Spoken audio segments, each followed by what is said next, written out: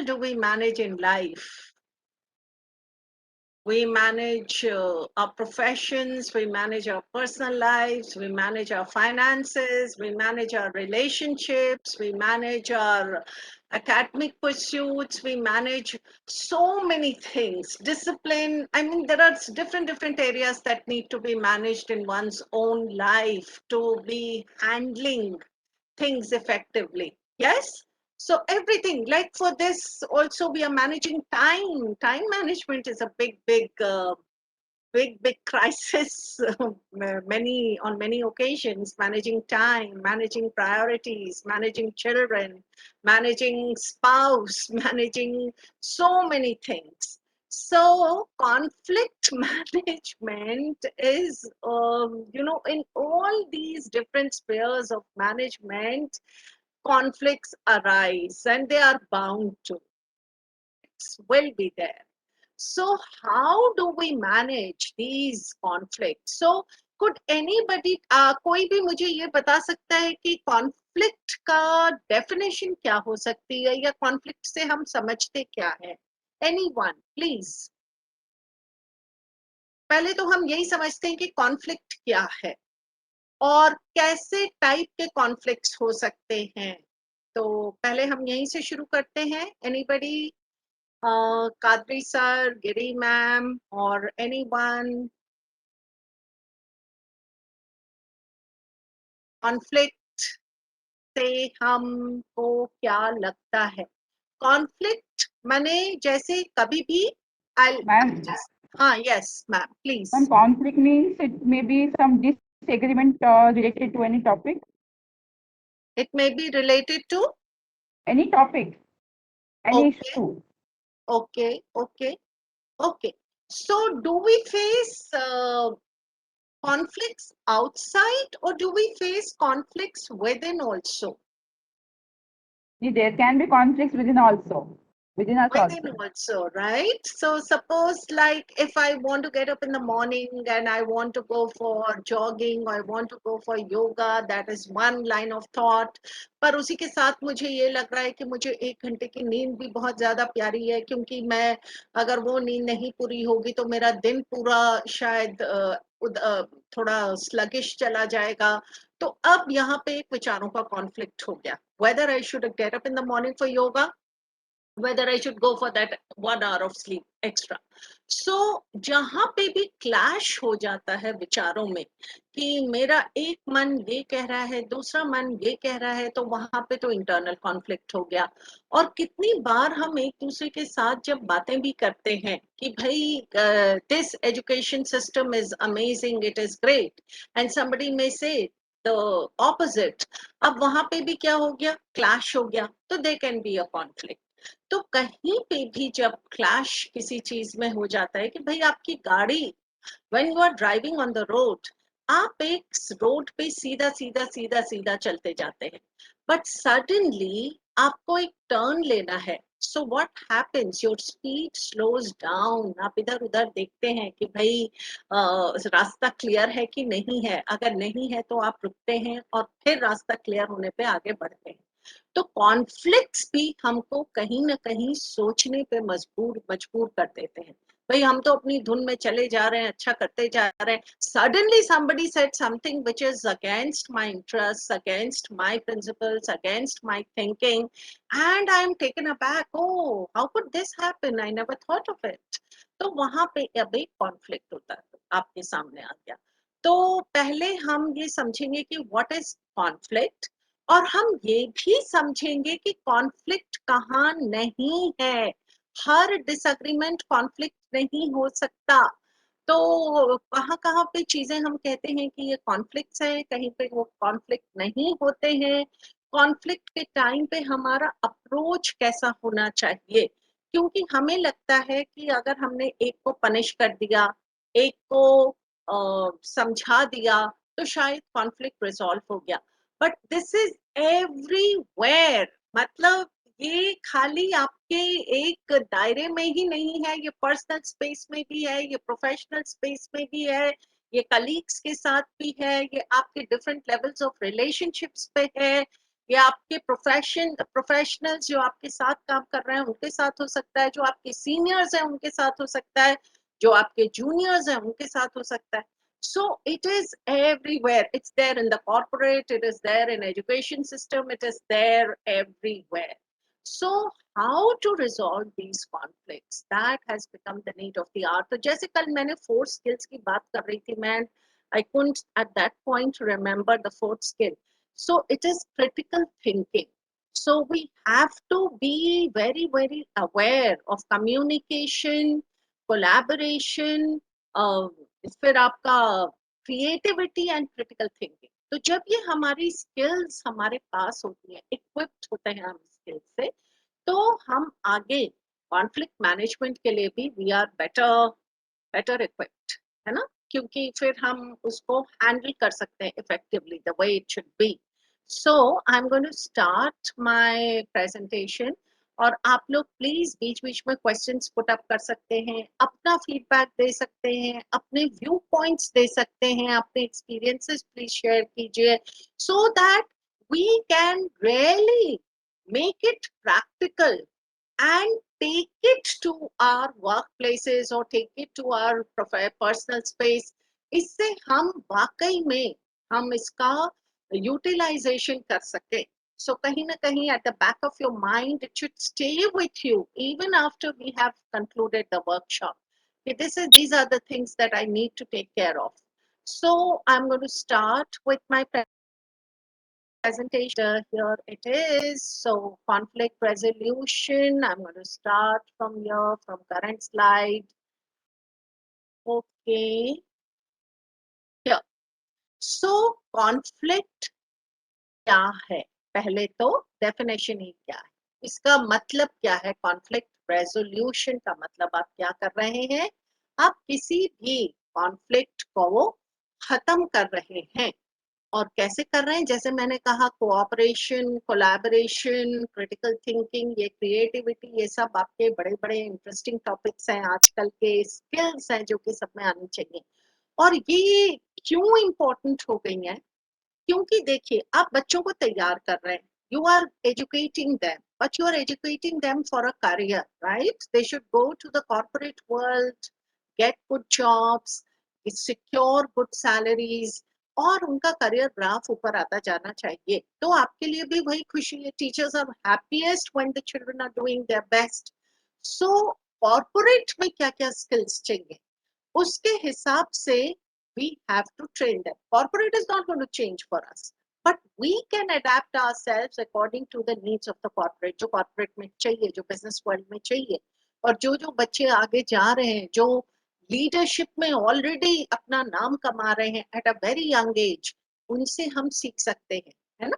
तो ये जो सारी चीजें हैं, प्रॉब्लम सॉल्विंग की, क्रिटिकल थिंकिंग की, they are there in practical. मैंने देखा है at a very young age, 29-30 की एज में बच्चे are getting such good packages that they it is unbelievable. जो 40s में आप एक्सपेक्ट करते हैं वो आज 20s में मिल रहे हैं लोगों को, बच्चों को मिल रहे हैं. So कैसे मिल रहे हैं? Because of these skills. So they are there, they are to be practiced, they are to be imbibed, they are to be worked upon, because this truly makes a difference. Okay. So पहले हम ये समझते हैं. Is it okay till now? Any questions, any feedback, any response? Are Okay, we madam. going good? You can just send a message or something, or you can just unmute yourself and let me know. Yes, madam, it is okay. Carry on. It is okay. कल का interpersonal और intrapersonal का भी आपको कुछ पूछना होगा तो वो भी हम मतलब बिल्कुल यहाँ पे हैंडल कर सकते हैं. तो जैसे हमने इंट्रापर्सनल और इंटरपर्सनल कल किया था कि भाई कम्युनिकेशन आपकी अब बाहर भी चल रही है और कम्युनिकेशन आपकी अंदर भी चल रही है. तो सिमिलरली कॉन्फ्लिक्ट आपका 2 लेवल्स पे चल रहा है. एक आपका इंटरनल कॉन्फ्लिक्ट चल रहा है which sometimes may stop you from growing, which tells you, आप जब कुछ आप आगे काम करना चाह रहे हैं और आप बोल रहे हैं कि मेरे से ये हो पाएगा, बट एक इनर वॉइस अंदर से बोल रही है कि शायद नहीं हो पाएगा, तो आप डीमोटिवेट हो गए कि कॉन्फ्लिक्ट अंदर ही हो गया। कभी कभी आप बोल रहे हैं मुझसे ये हो पाएगा कि नहीं, and there is an inner voice which is telling you हो पाएगा, तो ये आपका पॉजिटिव डायरेक्शन में ले गया। और अगर वहां पे उसने निगेट कर दिया तो कॉन्फ्लिक्ट हो गया। अब आपको पहले उस इनर वॉइस को दबाना है, उस कॉन्फ्लिक्ट को रिजॉल्व करना है, उसके बाद ही आप आगे बढ़ सकते हैं। तो दिस इज एक्चुअली सेल्फ के जो परसेप्शन होते हैं ना, जो हमारा मेरा खुद के बारे में अगर परसेप्शन है, तो वो खाली एक ही लेवल पे नहीं होता। मैं अपने आप को 4 लेवल्स पे देखती हूँ। पहले तो मैं अपने आप को देखती हूँ जैसा मुझे लगता है कि आई एम देयर, मतलब मेरी आंखों में I see myself as a certain image, but there is an ideal image that I want myself to become. तो घर यहीं पे कॉन्फ्लिक्ट हो गया कि एक तो मैं ऐसी हूँ जैसी हूँ वैसी हूँ, और एक मेरा दिमाग कह रहा है कि जैसे हो ऐसा ठीक नहीं है, तुमको 20 kg कम होना चाहिए, तुमको ऐसा होना चाहिए, तुमको वैसा होना चाहिए, जो मेरी आइडियल इमेज होनी चाहिए। तो वो मेरे मन के अंदर उन्होंने परेशानी एक क्रिएट कर दी। उसके बाद सोसाइटी में भी लोग मुझे एक सर्टन नजरिए से देख रहे हैं, है ना। तो वो मैं भी उनको कुछ दिखाना चाह रही हूँ। I also want to present myself in a certain manner, but sometimes what happens is the way I want to present myself and the way people are looking at me are two different things. तो फिर वहां पे भी clash हो गया, क्योंकि मैं सबको फिर यही समझाती रहूंगी कि भैया मैं ऐसी नहीं हूँ, आई am not like this, I am not like this, जो आप मुझे समझ रहे हैं वो गलत है, मैं तो ऐसी हुई नहीं। तो ये मिसअंडरस्टैंडिंग्स हो गई, ये मिसकम्युनिकेशन हो गया। तो देखिए कॉन्फ्लिक्ट कितना इंटेग्रल पार्ट है हमारे सिस्टम का, whether we are aware of it और whether we are not aware of it, it is there. Now important thing is कि इसके बारे में जानना, इसके बारे में बातें करना, इसको अवॉइड नहीं कर सकते। कोई भी नहीं कह सकता कि भैया मेरी लाइफ में कोई कॉन्फ्लिक्ट नहीं है, मेरी लाइफ में कोई डिसएग्रीमेंट नहीं है, मेरी लाइफ में कोई चैलेंज नहीं है। सबकी लाइफ में अगर हम इसे अवॉइड कर रहे हैं तो avoiding conflict is also a conflict, because we are not ready to face the reality. So conflict में be defined as a disagreement और स्ट्रगल बिटवीन पीपल। बाहर वालों के लिए भी हो सकता है जिसमें हमारी opposing needs, ideas, belief, values और गोल्स है, और या फिर वो इंटरनल भी हो सकता है। और अगर हम सोचें कि मेरी लाइफ में कॉन्फ्लिक्ट ही नहीं है, everything is going good, so we are living in a utopic world, we are not living in real life, क्योंकि भैया है। So healthy adults talk about problems, we look for solutions. जब लोग हमें हर्ट भी करते हैं तो we communicate with compassion, and no connection will last. अगर हम सब लोगों ने अपना एंगर अपने अंदर रखा, पेन अपने अंदर रखा, मिसअंडरस्टैंडिंग्स अपने अंदर रखी, तो क्या होता है, communication break down. I don't want to talk, I don't want to clear, I don't want to understand, I don't want to get into this। बड़ा इजी है कहना, पर उससे क्या होता है, रिश्ते हो गए बंद, क्योंकि अब आपने कोई ब्रिज ही नहीं रखा जिसके थ्रू हम एक दूसरे से बातें कर सकें, क्योंकि there has been a conflict which is unresolved. So conflict को रिजॉल्व करना, उसको मैनेज करना, उस कॉन्फ्लिक्ट को मद्देनजर रखते हुए सॉल्यूशंस को ढूंढ कर आगे बढ़ना is the is a very important life skill. तो कल जैसे हम कह रहे थे कि we are doing soft skills, है ना। तो सॉफ्ट स्किल्स क्या है, बिहेवियरल स्किल्स है, और इनको लाइफ स्किल्स भी कहा जाता है। तो why are they called life skills, because they are the skills to lead a wonderful life, effective life, जो कि हमारी असरदार, धमाकेदार, जरा ऐसा लगे कि वही जिंदगी जी है, तो इन्होंने एक प्रेजेंस छोड़ी है लाइफ में, यहाँ पे इस धरती पे। तो अगर वैसी लाइफ, वो स्किल्स हैं आपके साथ, तो आपकी लाइफ स्किल्स अगर स्ट्रॉन्ग है, तो कितनी बार ऐसा होता है कि the leaders may not have those academic skills, business leaders or in any area, but the life skills, the soft skills are so strong that they make an impact. तो इसको हम इग्नोर नहीं कर सकते हैं. They are very very important. Do you agree? Yes, do you madam. Agree? Yes, है Yes, ना? yes. Yes, yes, yes. और yes. ये हमारे बच्चों को सिखाने के लिए और खुद भी इम्प्लीमेंट के लिए बहुत इंपॉर्टेंट है. तो जैसे इम्पोर्टेंट मैंने कहा ये इंटरनल कॉन्फ्लिक्ट्स हो सकते हैं. तो कभी कभी रेजिस्टेंस टू चेंज, जैसे मुझे पता है कि मुझे 5:30 बजे उठना चाहिए, but I am not ready to get up at 5:30, क्योंकि मैं 6:30 पे उठती हूँ, मैं 7 पे उठती हूँ. अब मुझे अगर रेजिस्टेंस है तो मेरा दिमाग पीछे से हमेशा मुझे परेशान करता रहेगा, तुम्हें 5:30 बजे उठना था, तुम उठते नहीं हो. तो मेरे लिए वो एक कॉन्फ्लिक्ट का इशू हो गया. या तो मैं अब उस इनर वॉइस को बंद कर दूं और बोल दूं कि मुझे उठना ही नहीं है 5:30 पे, और या फिर मैं उस इनर वॉइस को सुनूं and I start getting up at 5:30. These are the only two ways. There cannot be a third way because it will eat me up. It will keep nagging me at the back of my head. Sometimes attachment to belief. So many times we are stuck in our own boxes. ऐसा नहीं होता. I know of families, जैसे most of the families we see that girls don't study after marriage or boys don't study after marriage. Once you are married, you are just living a certain lifestyle. But then there have been cases now कि भाई girls are also going for higher studies, boys are going for higher studies, the relationship equations are changing. अगर हम उसी से करेंगे, girls are working, gender roles are changing.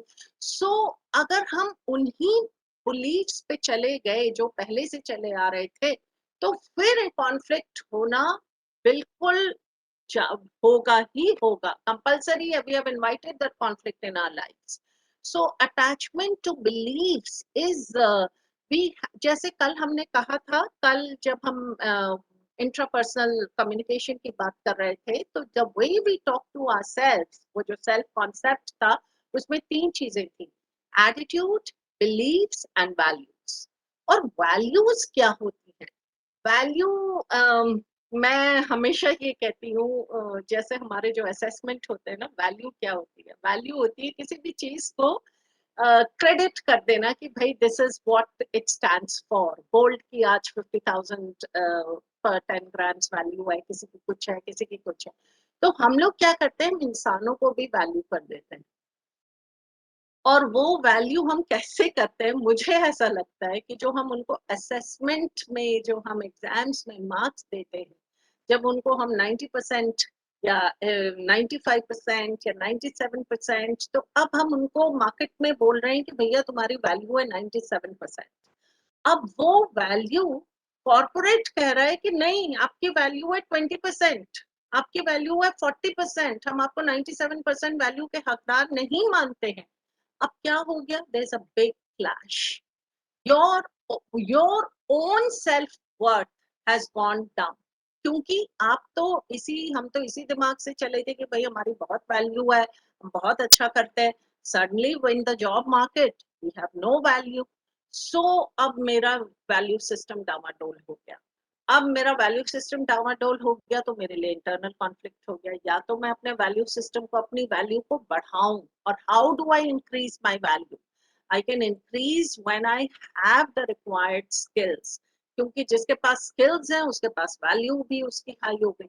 और जिसके पास skills नहीं है, वो खाली एकेडमिक मार्क्स से तो वैल्यू नहीं बनेगी ना. तराजू पे अगर तौलेंगे तो स्किल्स वाला ज्यादा ऊपर चला जाएगा. खाली मार्क्स हैं पर स्किल्स नहीं है तो वो नीचे, वो हल्का हो जाएगा. तो ये वैल्यू सिस्टम, आपका बिलीफ्स, आपका इनएक्यूरेसी इन प्रायोरिटीज हो सकती है, और sometimes lack of self awareness. तो सेल्फ अवेयरनेस, जैसे मैंने कहा, it works at 4 levels. It is what I see myself as, it is what I want to become, ideal self, what people look at me as, and what I want people to look at me as. So ये lack of अगर self awareness नहीं है तो there's a huge big conflict.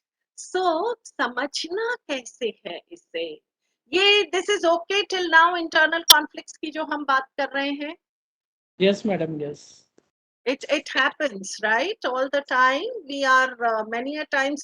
So मैंने ऐसा देखा है, I have with experience कि जो लोग अपने को इंटरनल मैनेजमेंट जिनका बहुत स्ट्रांग होता है, जिनका इंट्रापर्सनल कम्युनिकेशन बहुत स्ट्रांग होता है, they are wonderful at managing others, because they beam with that confidence कि भैया हमने, जैसे हमारे वो पुराने शास्त्रों में भी कहा जाता है कि पहले खुद को मास्टर कीजिए, फिर आप दुनिया को मास्टर कर सकते हैं।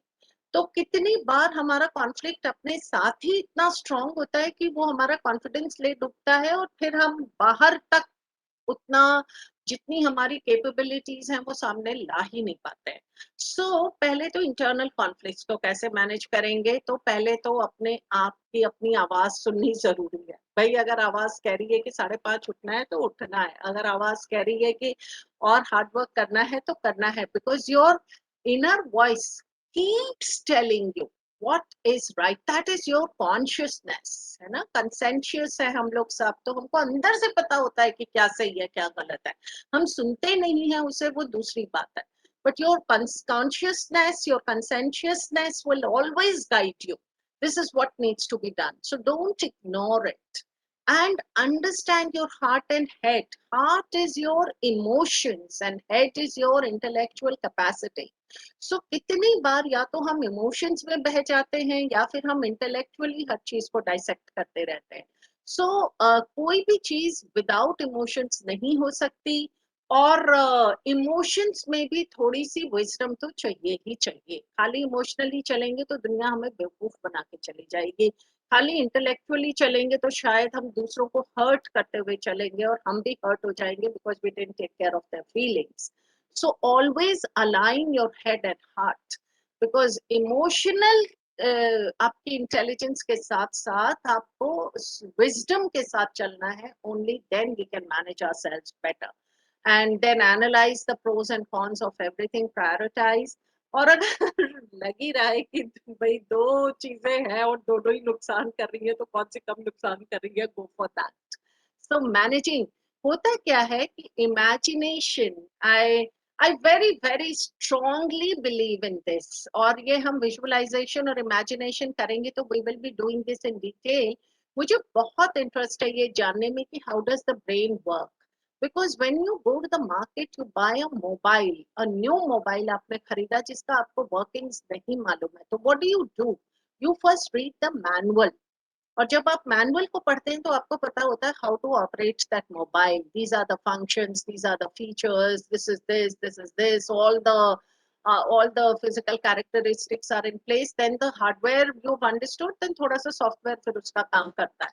हम लोग, how are we functioning, nobody knows, we are just functioning by default। how does our brain work, we don't know। we are just functioning, हमारा मैनुअल किसी के पास नहीं है। we have to just learn by experience, we have to learn from others, others experiences, others lives, and what everyone is saying। Imagination, जैसे मैंने बताया अभी कि आपका जो सेल्फ का इमेज है वो तो आपकी इमेजिनेशन ने क्रिएट कर दी, और उसी सेल्फ से आपके थॉट्स फंक्शन कर रहे हैं। तो सेल्फ एंड शैडो, शैडो आपके थॉट्स क्या है, आपकी जो सेल्फ इमेज है उसी की शैडो। देखिए कितना इम्पोर्टेंट है ये अंडरस्टैंड करना। दोनों चीजें एब्स्ट्रैक्ट है, इमेजिनेशन दिखती नहीं, विचार दिखते नहीं, दिखता क्या है, आपका बिहेवियर, आपकी पर्सनालिटी। इमेजिनेशन की सबकी अलग अलग है, सबके दिमागों में अलग अलग दुनिया चल रही है, और उसी इमेजिनेशन से आपके थॉट्स फंक्शन कर रहे हैं।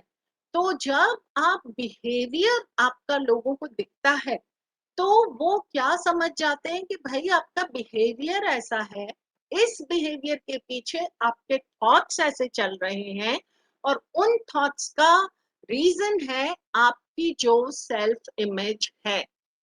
तो जैसे आप कॉन्फिडेंट बच्चों को देखते हैं, आपने कॉन्फिडेंट बच्चे को देखा, आपने उसको बोला अरे this child looks confident, that means his thoughts are positive, and because his thoughts are positive, his imagination is building a positive self image for him। so this child, हमने उसको assume कर लिया कि उसका imagination क्या है, उसका thoughts क्या है और उसकी personality ऐसी।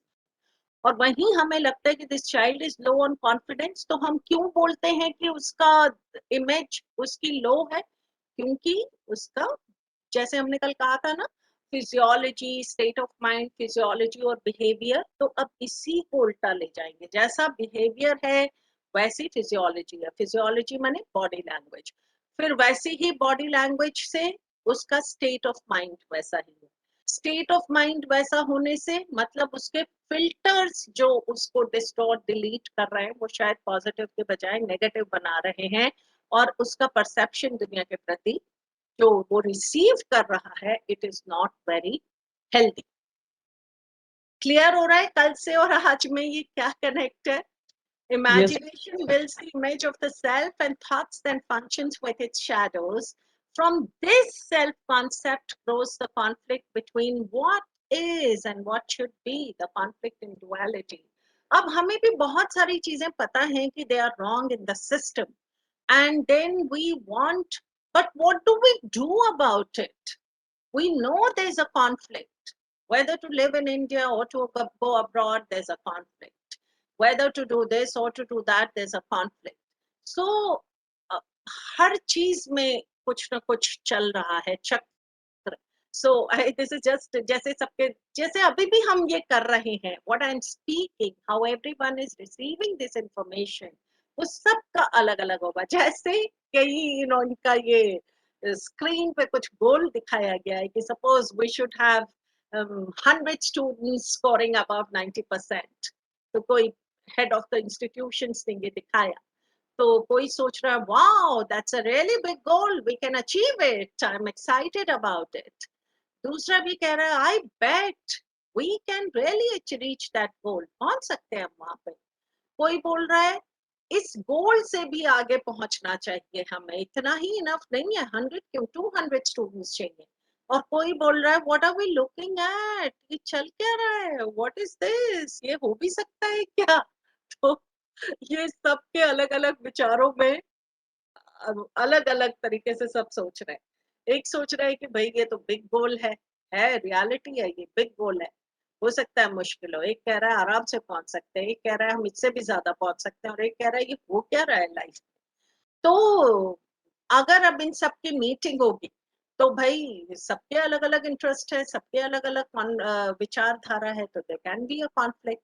तो लेट्स अंडरस्टैंड, जब हम कॉन्फ्लिक्ट रेजोल्यूशन की बात करते हैं, आपके पास आए, आप हेड ऑफ द डिपार्टमेंट हैं, आपके पास अ, दो maybe प्रोफेशनल्स आए या दो स्टूडेंट्स आए who are not getting along with each other, और आपके पास आए कि भाई आपको कॉन्फ्लिक्ट रिजॉल्व करना है।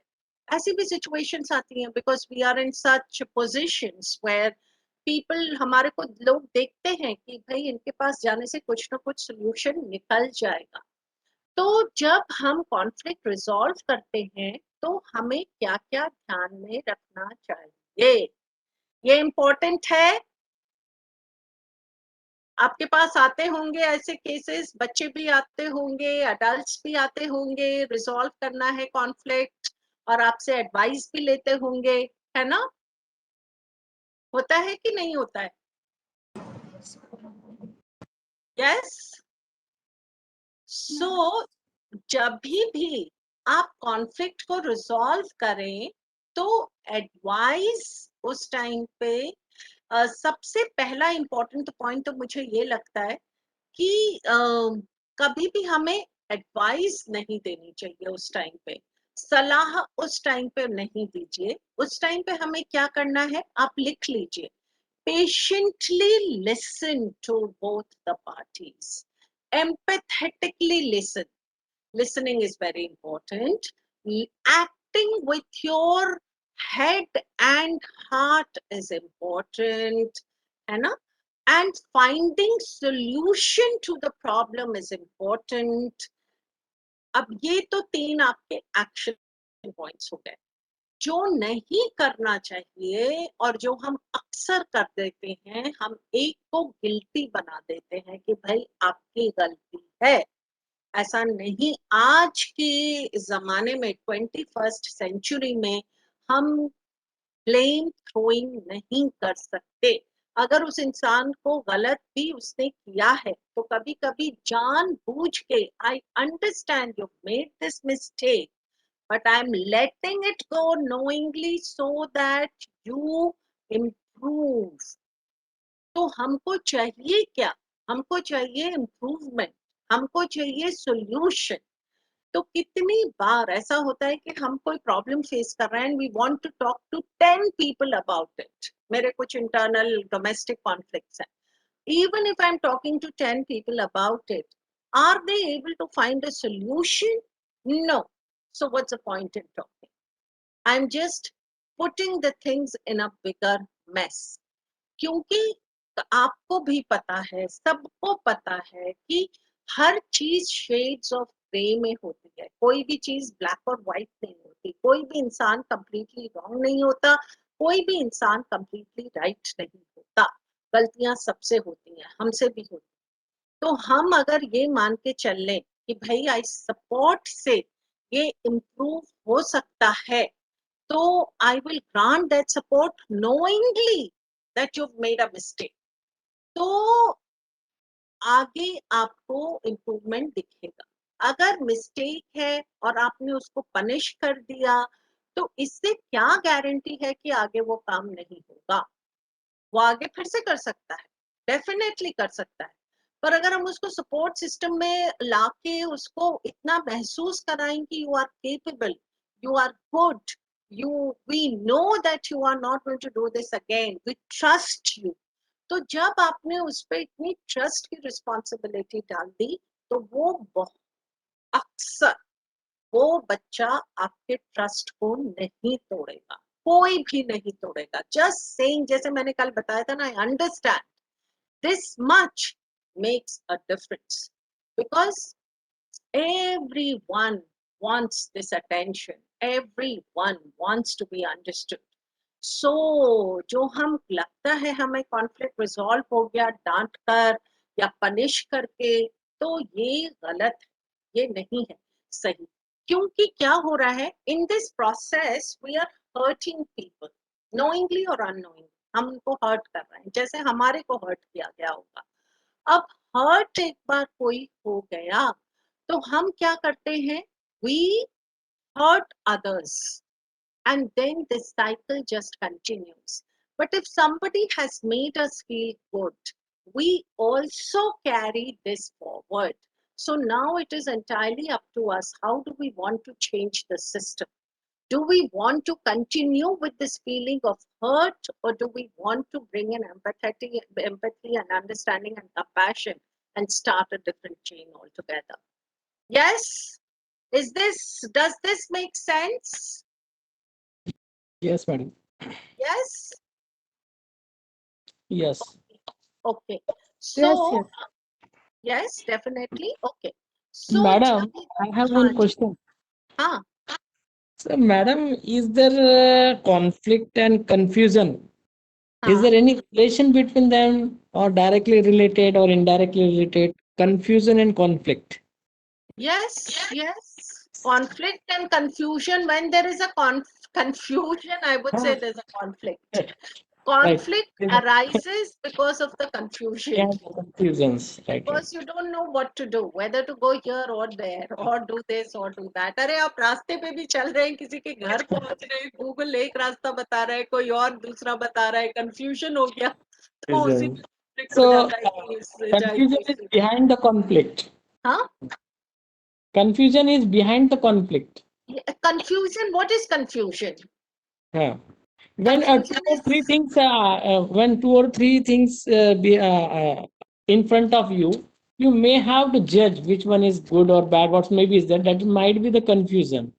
absolutely, there is lack of clarity. When Uh, there is confusion, there is lack of clarity. Clear नहीं है चीजें तो confusion. It is the right. absence of clarity, है ना? So Right. when Right. there is absence of clarity, then there is going to be a conflict.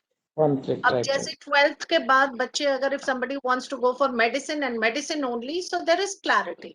But Right. somebody doesn't know कि मुझे medicine करना है कि engineering करना है, तो lack of clarity है, lack of clarity है तो confusion है तो conflict है है ना? Right, right. So now Yes. the child has to decide what to do. So, yesterday we were speaking about emotional management also and emotional intelligence also. और हमारा ये एक बन गया है सिस्टम अभी तक कि जब हम गुस्सा होते हैं तो गुस्सा ही नहीं, there is a word called hangry today. I don't know how many of you have heard of this. HANGRY. Hungry तो HUNGRY होता है, hungry. But there is hangry. Hangry is angry because of hunger.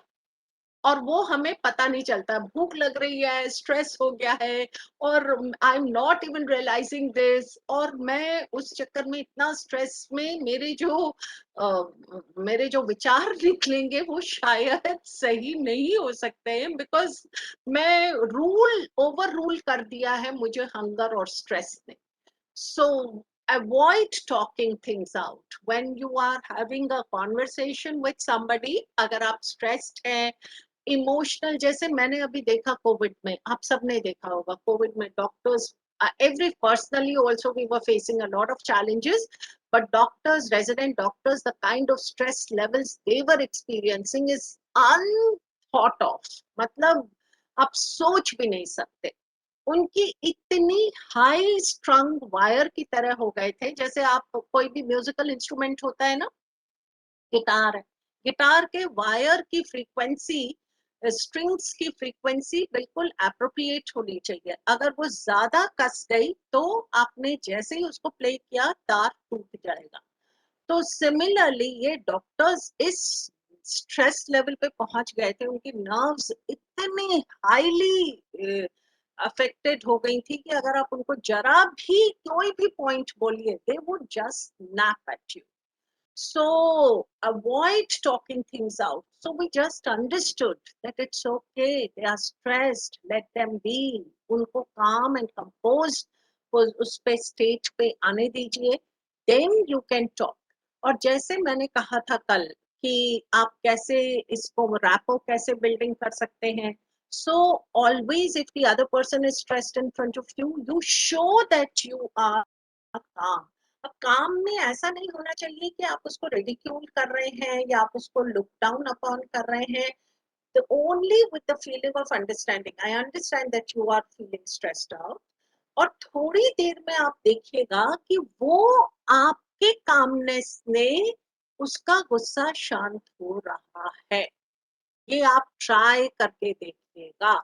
पर अगर हम भी उसी emotional level पे आकर गुस्से के साथ बोलने लग गए तो फिर तो हो गया, कोई कॉन्फ्लिक्ट रिजॉल्व नहीं हो पाएगा. So avoid talking things out when you are stressed or hungry, or if somebody is talking to you when the person is looking stressed or hungry, तो हमें नहीं पता होता है, but looking stressed, so just try to calm that person down. And even when we have कुछ मुझे complain करनी है, तो कंप्लेन भी ऐसा नहीं करना चाहिए. हमेशा इसके लिए थर्ड पर्सन लैंग्वेज में आप बोल सकते हैं, जैसे name your concern without judgment और blame. So somebody has pointed this out that अब किसी का नाम लेने की जरूरत नहीं है. The third person, somebody has done this or has suggested this, or it is being seen that if things are done in this way they could bring about this result. तो ये जैसे थर्ड पर्सन में अगर हम बात करते हैं, directly किसी को यू नहीं बोलते हैं, तो उससे बहुत फर्क पड़ जाता है. और एक और चीज मैंने देखी है कि जैसे हम अगर बोले, जैसे आपने कल क्वेश्चन पूछा था कि अगर कोई पॉजिटिव सोच ही नहीं रहा है तो उसे नेगेटिव से उसको पॉजिटिव कैसे लाए. तो मेरे बात करने से वो वैसे भी नहीं सोचेगा पॉजिटिव, क्योंकि उसने ठान रखी है कि वो नेगेटिव ही रहेगा. no matter what I say, the child is going to think negative.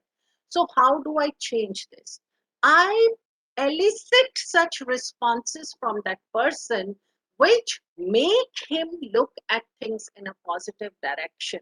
So आपको ये सोच के चलना चाहिए कि इमीडिएटली, जैसे हम ये वर्कशॉप भी कर रहे हैं, इस वर्कशॉप के बाद चीजें एकदम चेंज हो जाएंगी, ऐसा नहीं है।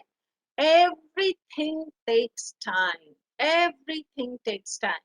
So एक ही मीटिंग में आपके कॉन्फ्लिक्ट्स रिजॉल्व हो गए and things have become normal, ये बहुत मुश्किल है। सो कॉन्फ्लिक्ट्स के साथ आपको दिखाना क्या होता है, आपका behavioural change. So when that change is seen, then conflicts automatically start dying. उस टाइम पे तो हो भी जाएगा रेजोल्यूशन, बट रिजॉल्व हो जाएंगे, बट फिर भी वो सिमर सिमर सिमर सिमर कहीं चलता रहता है। So it is very important that we show what we are speaking with our behaviour, so that no misunderstanding stays. Does this make any sense? Hello? Yes, madam. Yes, आप अपना फीडबैक बिल्कुल दे सकते हैं। आप अपनी तरफ से कुछ ऐड करना चाहें तो वो ऐड कर सकते हैं। अगर अपना कोई एक्सपीरियंस शेयर करना चाहें तो वो भी कर सकते हैं। तो it will make everything more, it will add more value. और हम आप अपने एग्जाम्पल्स अगर किसी ने एक्सपीरियंस किए हैं तो वो भी शेयर कर सकते हैं। तो जैसे मैं बता सकती हूँ कि सो मेनी टाइम्स आपको 3 चीजों की हमेशा ध्यान रखना चाहिए। You can write this down जब आपके पास कोई कॉन्फ्लिक्ट रेजोल्यूशन के लिए आता है। तो पहला है इथॉस, ठीक है।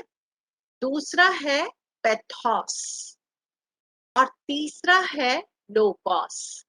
तो इसमें जो लोगोस है ना, these are the 3 Greek words and they talk about empathy, and the logos is the most important word.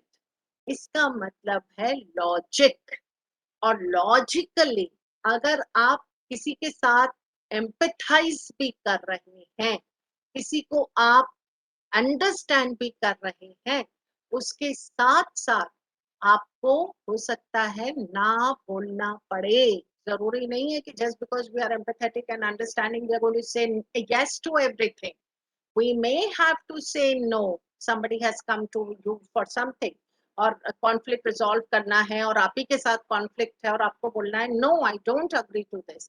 अगर आपने ये एम्पैथी और कम्युनिकेशन आपका अगर सही तरीके से चल रहा है, तो logically what ever is right, आप जब वो सोल्यूशन देंगे तो it will be accepted. Now for example, अगर कोई सपोज आपका एक फ्रेंड है and the friend is working in a reputed college, but the friend is extremely stressed out कि मुझसे नहीं हो रहा है, मैं काम नहीं कर सकता हूँ, अब मैं सोच रहा हूँ कि जॉब छोड़ दो, छोड़ दो। तो आप खाली एम्पैथी एंड अंडरस्टैंडिंग से अगर चलेंगे तो आप बोलेंगे हाँ हाँ मुझे भी लग रहा है, आई कंप्लीटली अंडरस्टैंड, मुझे लगता है कि जॉब छोड़ देना चाहिए। अब जॉब छोड़ देना चाहिए एम्पैथी एंड अंडरस्टैंडिंग के हिसाब से तो सही है, but logically it's completely wrong. अगर जॉब छोड़ दिया तो what is that person going to be eating, how is the house going to survive? तो लॉजिकली आपको उसे ये बताना है कि हाँ, I understand you are going through a tough time, I understand things are not easy for you, but I also understand that if you don't continue with this job at this point, then there may be even bigger problems in your life. Now this is logically correct answer. Are you getting the difference? Yes, madam. Yes ना? तो जैसे हम empathy और understanding की बात, तो यहाँ पे हेड एंड हार्ट का भी आपको एक एग्जाम्पल मिला कि भाई just thinking with your head कि नहीं नहीं नहीं नहीं तुमको तो जॉब करना ही है, करना ही है, अगर नहीं करोगे तो फिर तुम्हारे घर में क्या होगा, कैसे चलेगा घर, ये आप खाली इंटेलेक्चुअली बोल के बोल सकते हैं।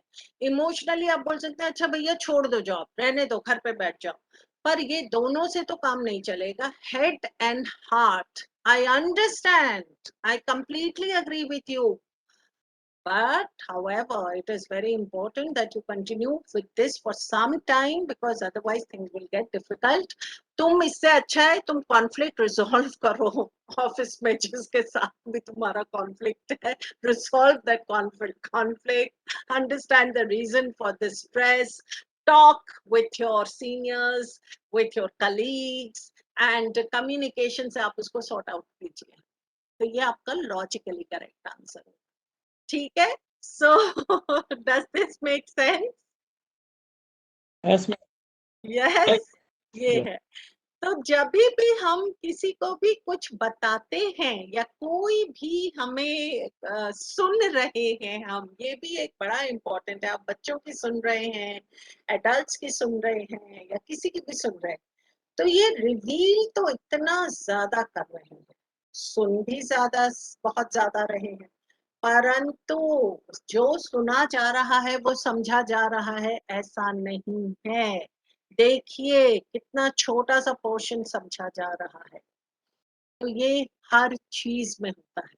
हम बताते इतना सारा है, सुनने वाले सुनते भी इतना सारा है, बट अंडरस्टैंड इतना सा होता है.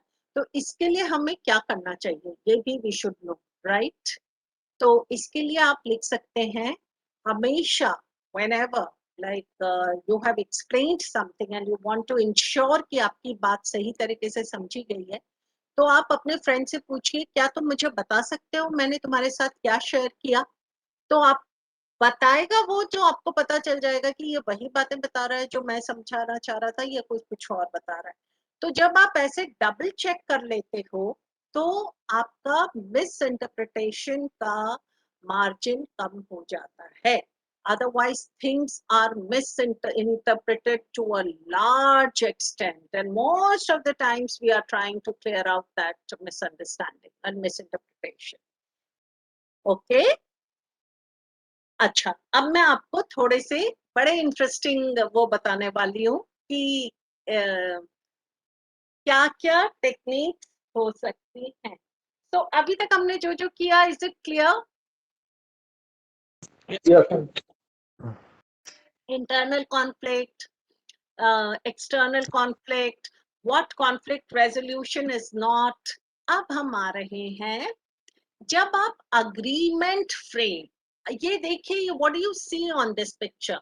आपने यहाँ पर एक फ्रेम देखा है ना? तो इस फ्रेम के बाहर भी बहुत सारी दुनिया है, पर अगर हम फ्रेम से देखेंगे तो हमें खाली लिमिटेड पिक्चर दिखेगी, जो बाहर की दुनिया है वो नहीं दिख रही है. तो इसी तरह से जब हम बातें भी करते हैं तो हम अलग अलग फ्रेम्स यूज करते हैं. तो हमें हमेशा जब भी कोई स्ट्रेस्ड है, कोई आपके पास आया है स्ट्रेस में या प्रॉब्लम में या कॉन्फ्लिक्ट के साथ, तो आप हमेशा अग्रीमेंट फ्रेम को यूज कीजिए. अग्रीमेंट फ्रेम से क्या होगा कि आपकी सिचुएशन को आप असर्टिव तरीके से बता सकते हैं विदाउट बीइंग कन्फ्रंटेशनल. लड़ने जैसा नहीं लगेगा. आपकी चॉइस ऑफ वर्ड्स ऐसी होगी जो कि अगले इंसान को ये महसूस कराएगी कि आप समझ रहे हैं बातों को. तो हमने कहा ना कि बातों को समझने के लिए कुछ ऐसे फ्रेजेस होने चाहिए हमारे पास जो कि अलादीन के चिराग की तरह कि आप जब उनको यूज करें तो आपका बिल्कुल अंडरस्टैंडिंग इज देयर. सो ऐसे आप बोल सकते हैं आई अप्रिशिएट, एंड जैसे मैंने कल कहा था ना, हाउएवर नहीं बोलिए, बट नहीं बोलिए.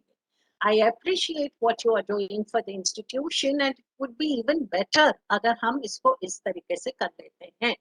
आई रिस्पेक्ट एंड, बट नहीं, हाउएवर नहीं. I agree. तो एप्रिसिएशन, रिस्पेक्ट और अग्रीमेंट, ये आपके तीन तरह के फ्रेजेस हो सकते हैं जिसको हमें पहले ही सेंटेंस में ले आना चाहिए ताकि अगले को लगे कि भाई we are there for that person. Yes. अच्छा, इसी तरह से कुछ कुछ और भी हैं, क्या आप उनके बारे में जानना चाहेंगे कि हम इन्हीं तीन को ही छोड़ दें?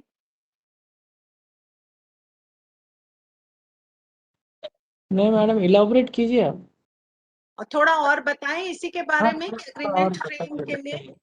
कॉन्फ्लिक्ट. हाँ, तो जैसे आप ये आप इसकी फोटो भी ले सकते हैं। तो जैसे नेगोशिएशन फ्रेम, तो अब बहुत सारी चीजें, भाई मैं भी नहीं अग्री कर रही हूँ, आप भी नहीं अग्री कर रहे हैं, और बिल्कुल नहीं चल रही है कोई बात जैसी चलनी चाहिए, तो आप हमेशा, आपकी आवाज कैसी होनी चाहिए? नॉन कन्फ्रंटेशनल, एग्रेसिव टोन नहीं, असर्टिवली। तो what can we both agree on? ठीक है, हम बहुत सारी चीजों में डिसअग्री कर रहे हैं, कंप्लीटली अंडरस्टैंड, अंडरस्टैंड फिर से आ गया कि बहुत सारी चीजों में हमारी नहीं जम रही है, पर क्या कुछ चीजों में हमारी जम रही है? तो क्या हम उन चीजों के बारे में बात कर सकते हैं जिसमें we are agreeing with each other? तो अब ये थोड़ा पॉजिटिव की तरह आ गया, है ना? What can we both agree on? और या फिर आपके पास कोई ऐसी पार्टीज आई जो कि एक दूसरे के साथ नहीं गेट अलोंग कर रही हैं, तो आप उनसे बोलिए ठीक है, आई अंडरस्टैंड, आपका ये पॉइंट है, आपका ये पॉइंट है, पर क्या ऐसा कोई पॉइंट हो सकता है जिसमें आप दोनों की सहमति हो? कोई भी एक पॉइंट, तो आपकी आवाज सुनकर ही वो बोलेंगे अच्छा हाँ शायद एक तो पॉइंट्स हो सकते हैं, तो आपका course of conversation will change. वो जहां लड़ाई और कॉन्फ्लिक्ट वाला था, उससे वो सोल्यूशन की तरफ आ जाएगा, है ना? फिर हमें अगर कॉन्फ्लिक्ट हो भी रहा है, तो what is the purpose of this conflict? क्या हम कहाँ पहुंच रहे हैं? हम ये सुधार की तरफ पहुंच रहे हैं या हम इसे पीछे ले जाने की तरफ पहुंच रहे हैं? तो आप मुझे अपना पर्पस बता दीजिए कि आप किसके लिए ये कॉन्फ्लिक्ट कर रहे हैं, क्रिएट कर रहे हैं। अगर आपका सुधार के लिए है तो I will understand your point of view. अगर आपको लगता है कि इससे हम और गड्ढे में जाना चाह रहे हैं, तो भाई आप वो भी क्लियर कर लीजिए। तो व्हाट इज द पर्पस? जानिए इसको, ठीक है? अब जैसे मैंने आपको यही एग्जाम्पल आप कल भी दिया था, जब वो बच्चे का नेगेटिव वाला था, कि अगर वो नेगेटिव सोच रहा है तो हम उसको क्या बोलेंगे? What if? What if you top the university? What if you are getting the best job? What if you are getting a salary like this? What if you are staying in the beach and this and this? तो positive की तरफ भी ले जा सकते हैं, और आपके ऊपर है आप किस तरह कॉन्वर्सेशन को ले जाए, ठीक है? तो ये सब आपके लिए बहुत यूजफुल है। बैक ट्रैक फ्रेम, जैसे मैंने कहा कि जो भी आप बातें कर रहे हैं, अपने दूसरी पार्टी से पूछिए क्या आप यही कह रहे हैं जो मैं समझ रहा हूँ, या जो मैं समझ रही हूँ, is it what you are saying? तो वो बोलेगा हाँ या ना। तो हमेशा बातों का अलाइनमेंट एक साथ होना चाहिए, ये नहीं कि वो कुछ सोच रहा है, आप कुछ सोच रहे हैं, और फिर मिसअंडरस्टैंडिंग्स बढ़ रही है ना? तो एज ए फ्रेम, अगर हम कोई कहीं बहुत डिफिकल्ट जो होते हैं आपके साथ लोग जो, तो हम उनको ऐसे बोलते हैं कि अच्छा ठीक है चलिए, लेट्स इमेजिन कि अगर हम आपके तरीके से चलेंगे तो एज इफ आगे क्या क्या होने वाला है, कैन यू डिफाइन? तो कितनी बार ऐसा होता है कि उनके पास वो डेफिनेशन ही नहीं होती, उनके पास वो आंसर्स ही नहीं होते हैं, और फिर वो बोलते हैं खाली लड़ने के लिए या कॉन्फ्लिक्ट क्रिएट करने के लिए, they have no clarity, that is why the conflict is there. So you can bring about that clarity. What I am understanding is if we go ahead with this, so I'm sure if this could come true or that could come true, कौन कौन से options हो सकते थे, आपके पास अपने आप answers मिल जाएंगे, है ना? अब जैसे हम कुछ करना चाहते हैं, जैसे आप सबने वो कहानी सुनी होगी कि एक मूर्तिकार मूर्तियां बना रहा था, और वहां से एक सज्जन गुजर रहे थे। तो तीन मूर्तिकार तीन मूर्तियां बना रहे थे। वो सज्जन ने पहले वाले मूर्तिकार से पूछा आप क्या बना रहे हैं? उन्होंने कहा आपको दिख नहीं रहा है, मैं एक मूर्ति बना रहा हूँ, काम कर रहा हूँ कुछ। तो उन्होंने कहा ठीक है, कुछ कर रहा हूँ मैं। दूसरे के पास गए, उन्होंने पूछा आप क्या कर रहे हैं? उन्होंने कहा मैं काम कर रहा हूँ, इस काम से मुझे पैसे मिलते हैं और इसी से मेरा पेट भरता है, और मुझे जो बोला गया है वो मैं कर रहा हूँ। तीसरे से पूछा कि आप क्या कर रहे हैं? उन्होंने कहा मैं एक सुंदर मूर्ति बना रहा हूँ जो मंदिर में रखी जाएगी, जिसका लोगों के दर्शन से, जिससे लोगों का फेथ बढ़ेगा, जो आगे आने वाले समय में भी याद किया जाएगा, जो भी उनका उसके पीछे भावना थी। तो ये जो तीसरा वाला पर्सन था, ये इकोलॉजी फ्रेम, कि ये लॉन्ग टर्म में क्या इफेक्ट करने वाला है। तो जो भी मैं आज कर रहा हूँ या कर रही हूँ, ये लॉन्ग टर्म में कैसे चलने वाला है, कैसे इसके इफेक्ट्स होंगे, कैसे इसका रिजल्ट होगा, आज जो मैं कर रहा हूँ ये भी आपके लिए समझना, आज जो आप सोल्यूशन दे रहे हैं उसका भी क्या लॉन्ग टर्म इफेक्ट होगा, that we should also be careful about. So ये कुछ कुछ हमारे को फ्रेम्स हैं जो हम इनका चश्मा लगा लेते हैं, जैसे लेंसेज है ना, अगर मैं ये चश्मा पहनी हूँ तो मुझे इस चश्मे से दिखेगा, पर अगर आप में ये चश्मा पहनेंगे तो आपको इस चश्मे से नहीं दिखेगा, सिमिलरली मैं किसी और के चश्मे से नहीं देख सकती। तो this can be the frame. When I change the frame, I put on agreement frame, then I'll immediately agree, okay, I understand. कभी purpose frame, okay what's the purpose of this. So चश्मे का frame change कर दीजिए, आपका conflict resolution की बहुत सारी techniques आपके पास आ जाएंगी इमीडिएटली। तो मुश्किल है, पर धीरे धीरे हम अगर करते रहेंगे तो डेफिनेटली टाइम के साथ आएंगे। Do you agree? Yes, yes, yes everyone? yes, would ma'am. You like to share something? Yes. ये कुछ कुछ ट्रिक्स एंड टेक्निक्स काम में आ सकती है ना।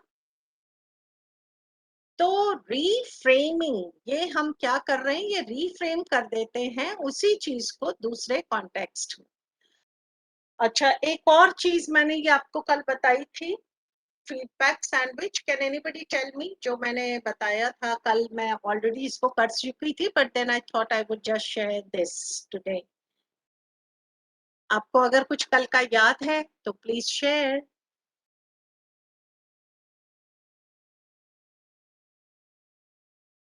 किसी को याद है? Pallavi ma'am,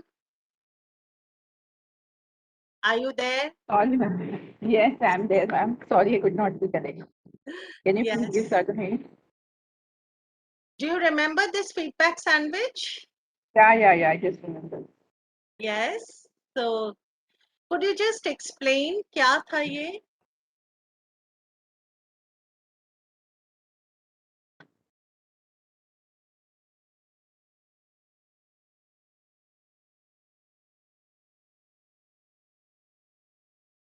Or anybody?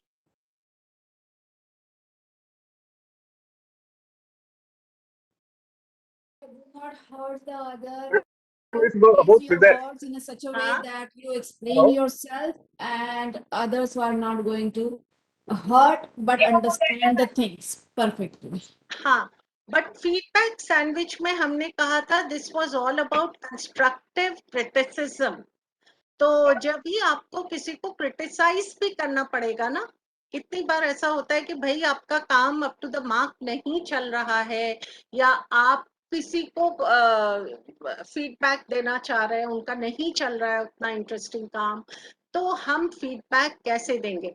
जैसे मेरे पास बड़ा एक अच्छा एग्जाम्पल था कि सपोज somebody has, घर के ही एग्जाम्पल से ले लेते हैं पर्सनली, कि somebody has cooked something delicious for you, और आप गए और आपने बोला कि ओहो कैसा बनाया, इसमें तो नमक ही नहीं है।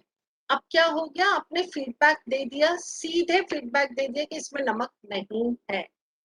पर ये तो हर्ट हो गया ना इंसान, कि भाई बाकी चीजें नहीं थी क्या, कुछ अच्छी बोलने के लिए भी थी। तो आप अगर बोलते कि भाई ये तो मुझे बड़ा अच्छा लगा, आपने ये बनाया, आपने ध्यान रखा कि you took out time to cook something so interesting, और अगर इसमें नमक हो जाता तो शायद और भी इंटरेस्टिंग हो जाता। और अगर नहीं बोलना तो हम खुद ही बोल सकते हैं, we could have added little salt in it, and I'm sure this is going to be one of the most favorite dishes of everyone for a long time to come. तो अब क्या हुआ, जिसने भी काम किया उसके लिए खुशी हो गई कि भाई वर्क अप्रिशिएट हो गया, उसमें थोड़ा सा फीडबैक भी मिल गया, और क्लोजिंग सेंटेंस भी एक पॉजिटिविटी के साथ। तो सिमिलरली अगर काम में भी, अच्छा होता क्या है कि जब भी वर्क प्लेस पे हमेशा आपका ऐसा ग्राफ रहता है, एफिशिएंसी और ह्यूमन वैल्यूज का। अगर हम एफिशिएंसी पे बहुत ज्यादा जाते हैं तो फिर हमारा जो फीडबैक है वो कभी कभी बहुत हार्श हो जाता है। और अगर हम बहुत ज्यादा लोगों को प्लीज करने के चक्कर में रहते हैं तो फिर हमारी एफिशिएंसी डाउन हो जाती है। तो फीडबैक सैंडविच क्या कहता है कि फीडबैक सैंडविच कहता है भैया एफिशिएंसी को मेंटेन करके रखिए, at the same time value the humanistic जो ट्रेट्स हैं उनको भी वैल्यू कीजिए। Just don't go with efficiency, just don't go with pleasing people, maintain both. तो किसी भी टीम के लिए, या तो आप उस टीम के लीडर हैं या आप उस टीम का हिस्सा हैं, कहीं भी किसी भी एरिया में ये सबसे बड़ा चैलेंज होता है। टीम में कुछ लोग काम कर रहे हैं, कुछ लोग काम नहीं कर रहे हैं, कोई लीडर पता चला अभी सब काम कर रहे हैं। तो डेलीगेशन कैसे होता है काम का, उसके लिए भी एक और वो है कि how to delegate work. So delegation के लिए आपका communication has to be again very very strong, क्योंकि आपने डेलीगेट तो कर दिया बट अगर वो काम समझा ही नहीं गया है तो वो डेलीगेशन का कोई पॉइंट नहीं है, पता चला आप ही के पास वो सारा काम आ गया। So how are we delegating the work? Then in the team, how are we keeping the people motivated? और क्या हम खाली उनको people pleasing बन रहे हैं या are we only efficiency oriented? तो कैसे चल रहा है ये, घर में भी हो सकता है, ऑफिस में भी हो सकता है, कहीं भी हो सकता है। तो फीडबैक सैंडविच हमको ये बताता है कि भैया maintain a balance between efficiency and people behaviour. उनको डाउन मत कीजिए but maintain the efficiency level. Okay, does is this clear? Yes, madam. है ना? नहीं तो हम होता क्या है कि हम या तो एफिशिएंसी एफिशिएंसी करते रहते हैं, लोगों को दाएं बाएं वैल्यू ही नहीं है। हमारे यहाँ वैसे भी इतनी ज्यादा ह्यूमन रिसोर्स है कि I think women come, people come बिल्कुल बॉटम रंग पे आते हैं, हम वैल्यू ही नहीं कर पाते हैं उनकी, because we are so heavily populated. तो जरूरी है कि हमको ये वैल्यू करना बहुत इम्पोर्टेंट है। हम हम अपनी कार की वैल्यू करते हैं, हम अपने पोजेशंस की वैल्यू करते हैं, but sometimes we don't value human beings. So हर चीज की मैं एक बात बताना चाहती हूँ कि आपके पास अगर गाड़ी चल रही है, आपने एक कार खरीदी, ठीक है, आपने खरीदी मान लीजिए इनोवा। अब आपने इनोवा खरीद तो ली, उसके बाद आपने उसको जैसी चल रही है वैसे चलने दिया और वैसे ही चलने दिया, चलने दिया, चलने दिया, कुछ उसका देखभाल नहीं की, तो 2-3 साल में इनोवा के क्या हाल हो जाएंगे आपको पहले।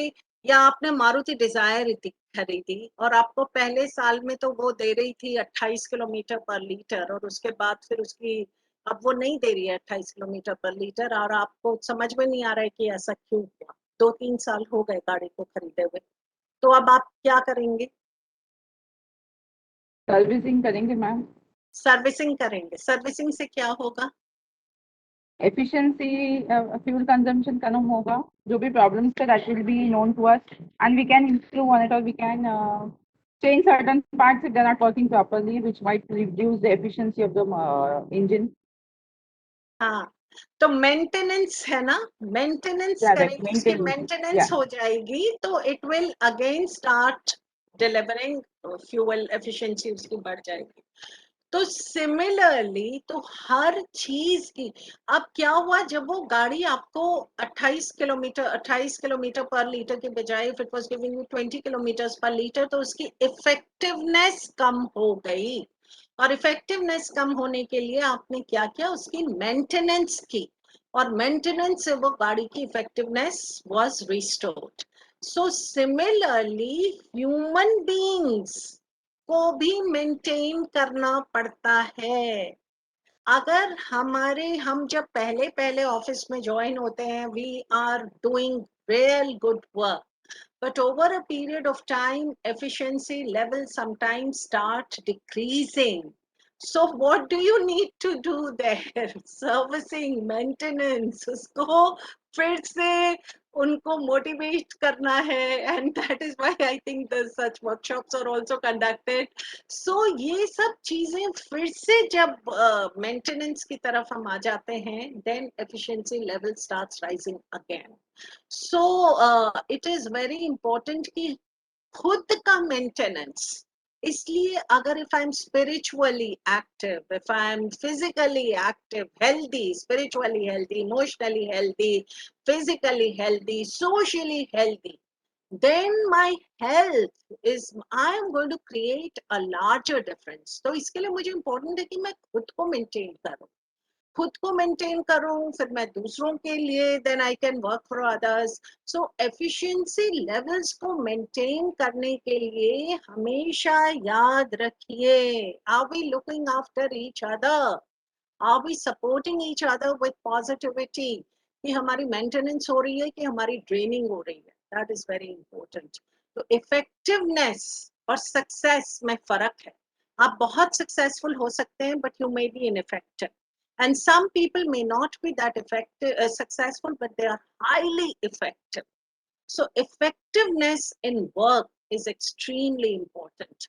And that is why maintaining yourself, maintaining your relations, maintaining your team's morale, maintaining your students' motivation, ये सब चीजों की maintenance जब चलती है, तब effectiveness सही आता है.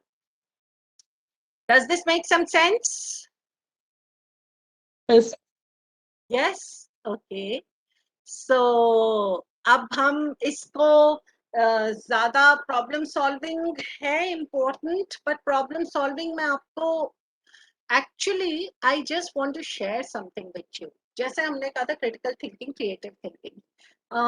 Can anybody tell me about critical thinking and creative thinking? What do we understand with this?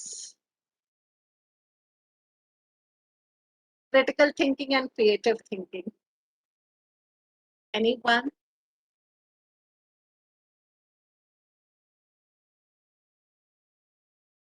I'll tell you. And critical thinking will be something in which we want to arrive at certain, or we want to judge something. So that will be critical thinking. Yes. So मुझे तो ऐसा लगता है कि whenever we are looking at critical thinking, क्या होती है कि हम किसी भी गैजेट को देखते हैं या किसी भी एनवायरनमेंट को देखते हैं, तो हम सबसे पहले क्या करते हैं? I think we criticise. अगर ये चेयर है तो ये चेयर ऐसी क्यों नहीं है, इसमें कुशन ऐसे क्यों नहीं है, इसमें ये क्यों नहीं है, वो क्यों नहीं है. क्रिटिसाइजिंग में what, why, where, when, how, ये सब क्वेश्चन सब आते हैं. तो ये क्रिटिकल थिंकिंग होती है, उसमें जहां पे आप उसको एनालाइज कर रहे हैं. और कितने लोग क्रिटिकल थिंकिंग पे रुक जाते हैं. जैसे जब भी कॉन्फ्लिक्ट होगा, तो क्रिटिकल थिंकिंग वहां पे, आप ये क्यों लड़े, क्यों इनमें प्रॉब्लम हुई, कैसा कब हुआ, कहाँ हुआ, किधर हुआ, क्यों हुआ, ये सब हमारे क्वेश्चंस आ जाते हैं. तो अगर हम वहीं रुक गए तो प्रॉब्लम सॉल्व नहीं होगी. हमें क्या करना है उस क्रिटिकल थिंकिंग से? जैसे नोकिया फोन आता था पहले, इतना छोटा सा. I don't know, some of you may have never seen it also. Mobile, it was so expensive. 75 rupees पर मिनट कॉल होती थी in 90s. And then people must have thought कि क्रिटिकली कि भाई ये तो, this is not good, it is not going to be sustainable. तो फिर डिफरेंट मॉडल्स आ गए. तो किन्होंने लाए वो डिफरेंट मॉडल्स? जिन्होंने उस क्रिटिकल थिंकिंग से समथिंग क्रिएटिव डिजाइन किया. जब उसके सॉल्यूशंस आ गए क्रिएटिविटी से, then you have solved the problem, then you become a problem solver. नहीं तो हम कितना भी कॉन्फ्लिक्ट रेजोल्यूशन के बारे में जान ले, अगर हम खाली क्रिटिकली उसको देखते रहेंगे without being creative and problem solver, we will not be able to solve the conflict. सो जैसे अब पता नहीं, अब इतना पढ़ पढ़ के मेरा दिमाग ऐसा हो गया कि whenever I look at something, my first option is, my first thought is, how can I make it better? So this is the critical process working there. This is good, this is good, but it can be made better. So how to make it better? Now I need my creativity to make it better. So I will add something to it or design it in a new way so that it becomes better. And when it has become better, unknowingly, I have solved a problem which is now, which was there, but now it is no longer there. And what has happened because of this? First of all, in my family, my children are watching me adopting this kind of thinking attitude. So they are also becoming problem solvers. So आज अगर आप LinkedIn पे skills देखेंगे top job skills तो उसमें creativity, critical thinking, problem solving, decision making ये सब top skills. So we have to tell our children to become problem solvers and creators. So critical thinking helps us to go to these different steps. अगर हम critically analyze नहीं करेंगे तो फिर हम creatively भी नहीं आएंगे और हम problem solving पे भी नहीं आएंगे. कितने लोगों को यहाँ पे Bloom's taxonomy के बारे में पता है? Bloom's taxonomy तो is the basis of our education structure. आप किसी Ma'am, को I पता? know. हाँ? You know, Yeah. Yeah, could you tell me the steps? Ma'am, it has got 6 levels. हाँ. Uh, First, I think understand, First is learning, understanding, knowledge. knowledge, create. Last is नहीं, analyze, then नहीं, design, learning. No, I'll tell you. It is learning, understanding, knowledge, then synthesizing, evaluation, and creative. Create. Create is at the top. है ना? create is at the So top. Yeah, right. So learning और हम लोग education को कैसे करते हैं we are at the learning level at the bottom most rung rung है वो लैडर में ऐसे लर्निंग का लेवल है फिर अंडरस्टैंडिंग का लेवल है फिर नॉलेज आती है फिर नॉलेज के बाद उस नॉलेज को ज्वाइन करना एनालाइज करना फिर डिफरेंट एस्पेक्ट्स को सिंथेसाइज करना और जब आप इन सब में माहिर हो जाते हो then you can create something so that is where creativity comes in और हम लोग क्योंकि लर्निंग वाले ही फेज से ऊपर नहीं आ पाते तो creating becomes very very difficult so we have to now create creativity is one of the topmost skills today so we have to work towards that creativity maybe in one of our upcoming lectures we can talk about creativity because creativity and one would be visualization what do you think creativity should we take up how do we reach from the level of learning to the level of creativity hello Yes, ma'am, it is required. Okay. So this is what it is, and if anybody wants to share something, we will quickly revise what we have done till now. If you have any questions, you can please ask questions. तब तक हम पहले questions answers कर लेते हैं, then I'll go back to my PPT. What is our understanding of today's session हमने क्या क्या what are we taking home today from this session and from yesterday's session if you could just share कि भाई ये this is going to stay with me I've understood this कुछ भी एक दो points कोई भी अगर share करना चाहे तो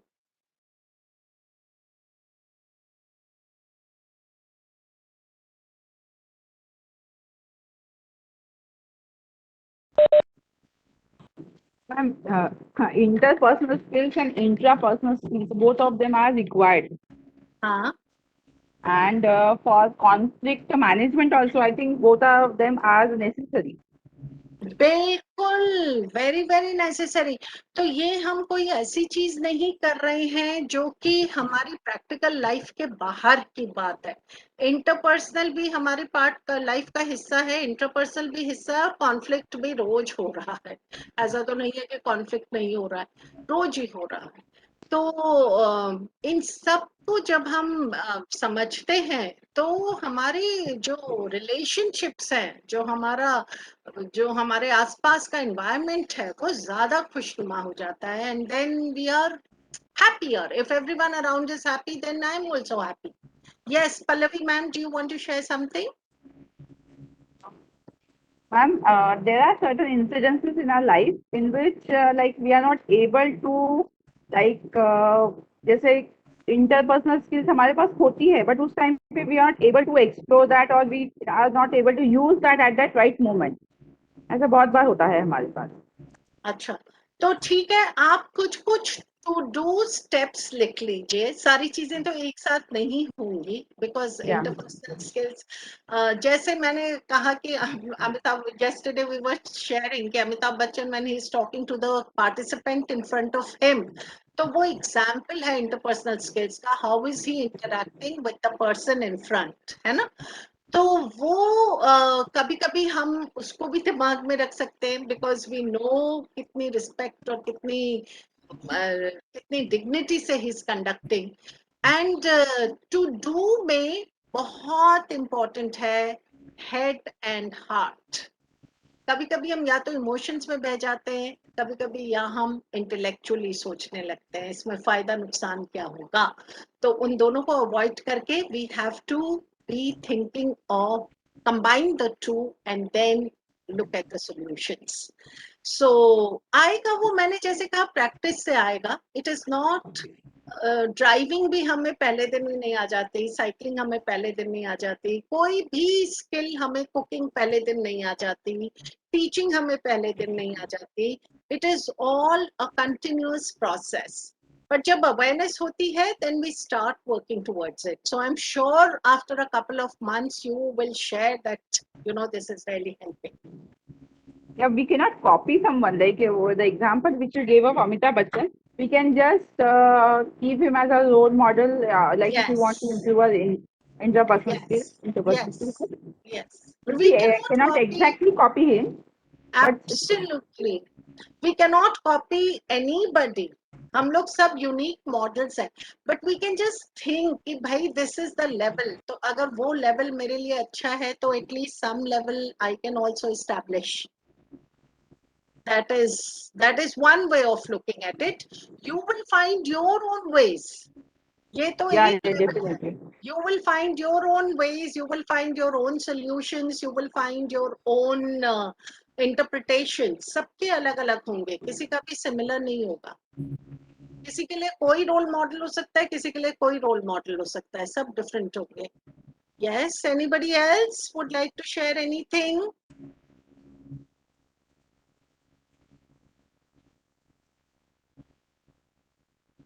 पार्टिसिपेंट प्लीज थोड़ा सा आप डिस्कस करिए मैडम के साथ। सिर्फ दो तीन ही मैंने मार्क कर रही हूँ मैं ये सारी चीजें। भी हाँ, मैडम है, कादरी सर और राजेश सोनकुसरे सर, ये तीन ही लोग बोलते हैं सारे लेक्चर्स में ना, आपके ही लेक्चर्स में नहीं मैम, बट हाँ, ओवरऑल ये बैच को मैं थोड़ा सा देख रही हूँ, ऑब्जर्व कर रही हूँ, क्योंकि ये सब हॉलिस्टिक रिस्पॉन्स में जाता है मैम इनके।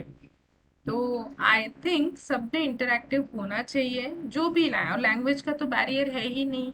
You can speak in Hindi, Marathi, English, कोई भी लैंग्वेज, हाँ, बट हमें समझे बिल्कुल, तो एटलीस्ट कि आपको चीजें समझ में आ रही है नहीं आ रही है, वेदर यू आर देयर और not, that is the main problem. बिल्कुल, बिल्कुल। तो देखिए हम हम अभी अपन कल से आप उनको बोल रहे हैं कि थोड़ी आप भी चर्चा करिए मैडम के साथ, हाँ, but they are just listening I think.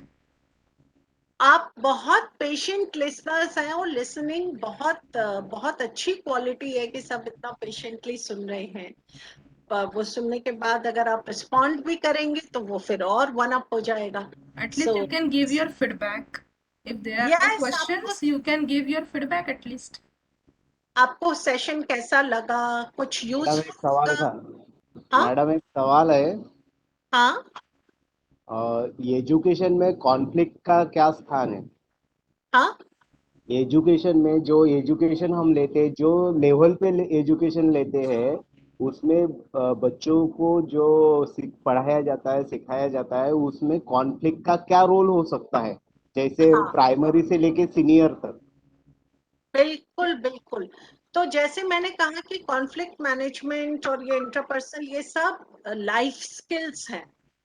तो बच्चों को जब हम उनको बताएंगे, जैसे उनके भी तो आपस में एक दूसरे से डिफरेंसेस ऑफ ओपिनियन होते हैं, कभी वो आपके पास आते हैं, कभी वो आपस में सॉल्व करते हैं, फिर यही बच्चे आगे जाके एडल्ट्स बनेंगे, तो एडल्ट्स अपनी टीम में भी उनके कॉन्फ्लिक्ट्स होते होंगे। तो कहीं भी किसी भी लेवल पे हम तो ये कह ही नहीं सकते कि कॉन्फ्लिक्ट्स होते नहीं है। कॉन्फ्लिक्ट्स का मतलब बहुत बड़ी लड़ाई नहीं है, छोटे छोटे कॉन्फ्लिक्ट्स भी कभी कभी बहुत बड़ा रोल प्ले करने लगते हैं और डिस्टेंसेस आपस में बढ़ जाती है। तो जैसे अगर आपके पास टीनेजर बच्चे आ रहे हैं, तो उनके देखिएगा उनके पेरेंट्स के साथ कॉन्फ्लिक्ट्स होते हैं। कभी अगर वो किसी रिलेशनशिप में हैं तो उनके गर्लफ्रेंड बॉयफ्रेंड कॉन्फ्लिक्ट्स हो रहे हैं, कभी उनके फ्रेंड्स हैं क्लासरूम में तो उनके साथ कॉन्फ्लिक्ट्स हो रहे हैं, कभी उनके स्टाफ के साथ कॉन्फ्लिक्ट्स हो रहे हैं। तो ये कॉन्फ्लिक्ट्स का मतलब क्या हो रहा है कि कहीं ना कहीं उनकी लाइफ जैसा वो मैनेज करना चाहते हैं वैसा वो मैनेज नहीं कर पा रहे हैं। That is why there are so many conflicts. Some people, some students may not have any conflict, उनकी लाइफ बढ़िया चल रही है। तो जहां बच्चों को ये अवेयरनेस करवाना कि भाई आपके कॉन्फ्लिक्ट्स आएंगे और ये तो एक नेचुरल लाइफ का प्रोसेस है, कि जहां पर चैलेंजेस और disagreements are bound to be there, but उनके बाद भी आप उनको प्यार से कैसे सुलझा सकते हैं, उनको एक नई दिशा में कैसे ले जा सकते हैं, उनसे अपने को डिमोटिवेट ना होते हुए एक पॉजिटिव एनर्जी के साथ सॉल्यूशंस को कैसे ढूंढ सकते हैं, ये सब अगर हम उन्हें नहीं बताएंगे तो ये बच्चे आगे जाके प्रॉब्लम्स फेस कर सकते हैं। अब आज आईआईटियंस भी वहां पे ह्यूमैनिटीज को इंट्रोड्यूस किया जा रहा है। क्यों? क्योंकि वहां पे इंजीनियरिंग की तो बेस्ट पढ़ाई हो रही है, but because they are not doing soft skills, all those engineers who are coming out of IITs are not that successful. ऐसा होता तो फिर सारे आईआईटीएंस कुछ उनमें से सक्सेसफुल होते हैं जिनके पास लाइफ स्किल्स भी होती है, जिनके पास ये कॉन्फ्लिक्ट रेजोल्यूशन और इंट्रापर्सनल ये कम्युनिकेशन और ये सब चीजें होती हैं, ये आगे जाके लीडर्स बनते जाते हैं। पर कई बच्चे ऐसे होते हैं जो निकल आते हैं आईआईटी खड़गपुर और इधर मुंबई, और I have seen, but the skills are lacking in them. So when it comes to adopting the leadership roles, they are not equipped. तो इसलिए हम अपने बच्चों को भी, हमें उनको कैसे देखना है, एज इफ सत्या नटेला हमारे सामने बैठे हुए हैं, एज इफ सुंदर पिचाई इज सिटिंग, ये जो फ्रेम का मैंने बताया था, तो हमारे सामने बेस्ट लीडर्स बैठे हुए हैं। तो how do you raise them, how do you mold them, how do you make them better version of themselves? I think as teachers this is extremely important for us, क्योंकि 21st century में अब तो NEP में भी इतने changes हो गए हैं, तो I think थोड़ा सा हमारे को भी इन सब चीजों में changes लाने चाहिए। What do you say, sir? Thank you ma'am. है ना?